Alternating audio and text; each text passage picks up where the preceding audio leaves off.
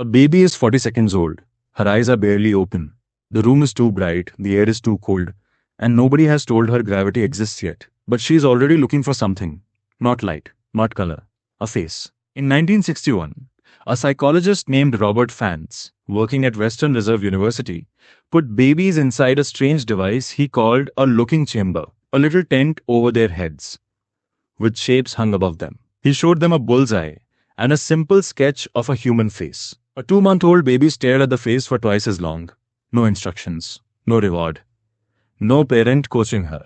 Her brain decided on its own that the face mattered more. Here's the so what. You probably assumed a newborn sees a blur, a smear of light. She slowly learns to organize into a person. She doesn't. The hunger for a face is already built in, before she's used her eyes for anything else. The very first thing your brain ever decided was important was another human looking back at it. That wasn't the strangest part. 16 years later, a psychologist named Andrew Meltzoff set up a small lab right next to a hospital labor room so he could test babies as young as 12 days old. He'd stick his tongue out at them. They'd stick their tongues out back. He'd open his mouth wide. They'd open theirs. Jean Piaget, the most famous child psychologist of the century, had insisted this kind of imitation was impossible before 8 to 12 months old. Meltzoff proved him wrong, using infants who were barely 2 weeks into existing. Think about what that means. A 12-day-old has never seen her own face. No mirror, no photograph, nothing. And yet, she can look at your tongue sticking out of your mouth and somehow know the same trick is possible inside her own mouth, a mouth she has never once seen. She is matching your outside to her inside. That isn't copying. That's the first rough draft of you and I are the same kind of thing. Before she can hold up her own head, she has already built the raw material empathy is made from. So, a baby this young already believes you're worth watching and worth copying. But what happens? The moment you stop giving her anything to copy? In 1975, a researcher named Edward Tronick ran what's now called the still face experiment. A mother sits with her baby, smiling, cooing, fully engaged. Then, on cue, she goes blank. No smile, no sound. A flat, dead stare. Within seconds, the baby tries everything to bring her back.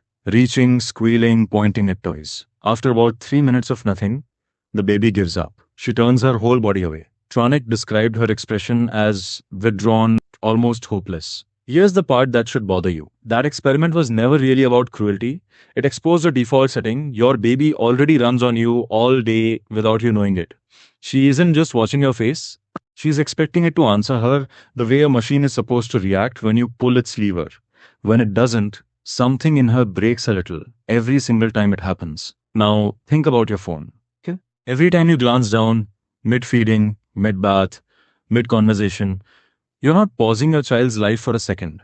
You're running Tronick's experiment on her, in miniature, dozens of times a day. The villain here isn't really you. It's a piece of glass that's gotten better at holding attention than a human face is going up against a habit your baby's brain built before she could even focus her eyes. But trusting that you'll answer is only the beginning. There's an older, colder instinct waiting underneath it. In 2007, 3 researchers, Catherine Kinsler, Emmanuel Dupuy, and Elizabeth Spelke, play 5 and 6-month-old babies, recordings of 2 women, one speaking the baby's native language, one speaking a different one. Then, they showed both women side by side, silent. The babies stared longer at the one who'd spoken their own language. By 10 months, it got sharper. Babies would accept a toy offered by the native speaker and refuse the exact same toy from the other woman. Same face, same warmth, only the sound had changed. You'd assume tribalism is something children pick up later, in schoolyards, through years of learning who's in and who's out. It isn't. Before a baby understands a single word, the sound of an accent alone is enough to decide who counts as us and who doesn't. Every border ever fought over, every population that ever called another one foreign is running on wiring that was already active in a baby who can't sit up by herself. So, she's already sorted you into a tribe. Does she even know yet that other people are separate minds from her own? For a while, no, not really. A psychologist named Betty Repacholi, working with Alison Gopnik at Berkeley, ran a study in 1997. An adult tasted broccoli and made a disgusted face. Then she tasted crackers and looked delighted.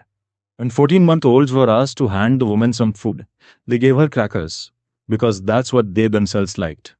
They couldn't separate her wanting from their own wanting. But 18-month-olds, just 4 months older, handed her the broccoli instead. They understood something new. She likes a thing I hate. That's hers, not mine. Somewhere around 18 months old, your child discovers that other people aren't extensions of herself. That single discovery is also quietly the birth of loneliness. Because if other minds are truly separate, then so is everyone else's pain, and so is everyone else's love. You can reach toward both, but never fully into either one. She just found that out in a high chair over a piece of broccoli. If she already knows other minds exist, does she judge what's inside them? She does, earlier than you'd think possible.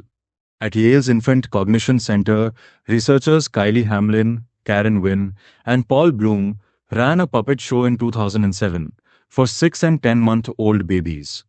A round-eyed puppet tries and fails to climb a hill. One puppet shoves it up. Another puppet shoves it back down. After watching this play out a few times, the babies were offered both puppets to reach for. Overwhelmingly, they reached for the one that helped. Before they could speak a sentence, before most of them could walk, they had already decided who the good guy was. That isn't learned manners. That's a moral verdict handed down by someone who still needs to be carried everywhere. The same machinery that lets a grown adult instantly distrust a stranger off a 5-second impression was already fully online in a baby reaching for a puppet on a felt hill. So she can copy you, trust you, sort you, and judge you. When does she figure out that she herself is a separate person at all? It traces back to a test built for chimpanzees. In 1970, a researcher named Gordon Gallup put a red dot on a chimp's forehead and showed it a mirror. If the chimp reached up to touch its own forehead, that meant it understood the reflection was itself. In 1972, a researcher named Beulah Amsterdam adapted the test for human toddlers, marking a baby's nose with rouge instead.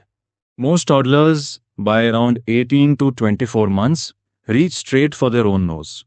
They've connected the reflection to themselves. The self has arrived. Here's the twist that complicates the whole tidy story. In 2010, a researcher named Tanya Brosh ran the same test on 82 children in Kenya, some as old as 6 years old. Many of them looking directly at a clearly marked face in the mirror, never reached for their own nose. Not because they were behind. The test assumes a specific habit, staring at your own reflection, expecting to inspect you as a separate object. Some cultures simply never built that particular habit. The self you assume is hardwired and universal may, in part, be something your specific culture installed in you. So, here's where all of it lands. In roughly the first 2 years of life, using nothing but your face, your voice, your attention, and your absence, a baby builds a working model of what a human is, who's safe, who's foreign, what's right, what's wrong, and finally, who she is. Almost none of it survives as a memory. By around age 4, most of it gets followed by something researchers call infantile amnesia. She will never consciously recall any of it happening. But the architecture stays standing, long after the memory of building it disappears, quietly running every relationship she will ever have for the rest of her life. If the self really is built this way, by being looked at, talked to, and walked away from, then every time you turn toward her, you handed her another brick of who she is. And if the self isn't built that way at all, if some core of her was always going to be hers, no matter what you did, then the parts of you that feel most like you right now were built the exact same accidental way by faces that are mostly gone now, and mirrors you don't remember ever standing in front of.